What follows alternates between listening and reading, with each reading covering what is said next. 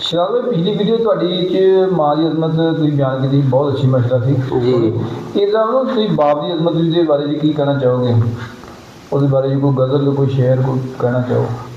ਬਾਪ ਦੀ ਅਜ਼ਮਤ ਦੁਨੀਆ ਦੀ ਇੱਕ ਮਿਸਾਲ ਹੈ ਅਗਰ ਇਨਸਾਨ ਇਹਨੂੰ ਸਮਝੇ। ਮੈਂ ਇੱਕ ਛੋਟਾ ਜਿਹਾ ਵਾਕਿਆ ਦੇ ਨਾਲ ਬਾਪ ਦੀ ਅਜ਼ਮਤ ਬਿਆਨ ਕਰਦਾ। ਹਾਂਜੀ।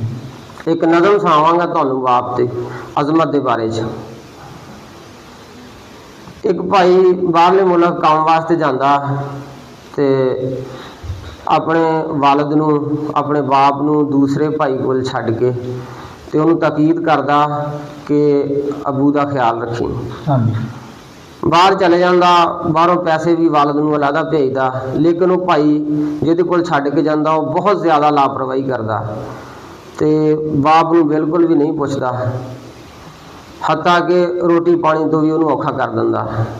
ਉਹ ਜਦੋਂ ਬਾਹਰ ਵਾਲੇ ਪੁੱਤਰ ਨੇ ਫੋਨ ਕਰਨਾ, ਬਾਪ ਨੇ ਉਹਨੂੰ ਕੁਛ ਨਾ ਦੱਸਣਾ ਕਿ ਮੇਰਾ ਪੁੱਤਰ ਉੱਥੇ ਬਾਹਰ ਪਰੇਸ਼ਾਨ ਹੋਊਗਾ। ਪਰੇਸ਼ਾਨ ਹੋਊਗਾ। ਇਹ ਮਾਂ ਬਾਪ ਦੀ ਸ਼ਫਕਤ ਹੁੰਦੀ ਆ। ਇਸ ਤੋਂ ਜਦੋਂ ਵਾਪਸ ਆ ਜਾਂਦਾ ਫਿਰ ਸਾਰੀਆਂ ਗੱਲਾਂ ਖੁੱਲ ਜਾਂਦੀਆਂ, ਉਹਨੂੰ ਪਤਾ ਲੱਗ ਜਾਂਦਾ ਕਿ ਬਾਪ ਮੇਰੇ ਨਾਲ ਮੇਰੇ ਭਾਈ ਨੇ ਆਹ ਸਲੂਕ ਕੀਤਾ। ਹੁਣ ਉਹ ਆਪਣੇ ਭਾਈ ਨੂੰ ਜੋ ਕਹਿੰਦਾ ਜੀ ਤੇ ਆਪਣੇ ਉਸ ਭਾਈ ਤੇ ਕੀ ਗਿਲਾ ਕਰਦਾ। ਨਜ਼ਮ ਦਾ ਸਰਨਾਮਾ ਹੈ ਅੱਬਾ।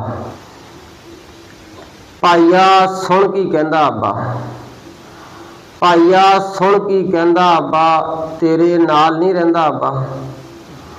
ਤੂੰ ਅੱਬੇ ਨੂੰ ਵੱਖ ਕੀਤਾ ਏ, ਕੱਲਾ ਬੈਠਾ ਰਹਿੰਦਾ ਅੱਬਾ। ਵਾਹ ਕੀ ਬਾਤ।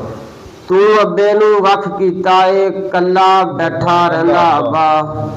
ਅੱਬੇ ਸਾਡੇ ਤੋਂ ਜਵਾਨੀ ਵਾਰੀ, ਦੁੱਖ ਸੀ ਸਾਡੇ ਸਹਿੰਦਾ ਅੱਬਾ।